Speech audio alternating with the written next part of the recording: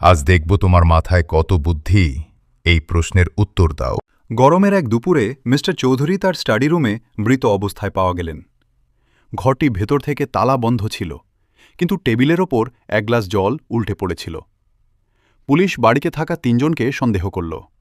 আমি রান্নাঘরে মিস্টার চৌধুরীর জন্য লাঞ্চ তৈরি করছিলাম। আমি বাগানে গাছে জল দিচ্ছিলাম।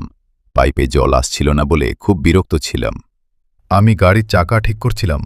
মিস্টার চৌধুরী আমাকে বিকেলে বাজারে নিয়ে যেতে বলেছিলেন। পুলিশ লক্ষ্য করল মিস্টার চৌধুরীর সারা শরীরে কোনো আঘাতের চিহ্ন নেই, কিন্তু তার ঘরের মেঝের এক জায়গায় বরফের কিছু টুকরো গলে পড়ে আছে।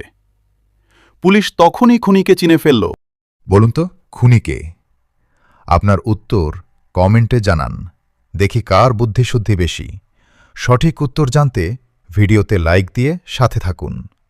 এখন ডেসক্রিপশনে যান, গিয়ে উত্তর চেক করুন।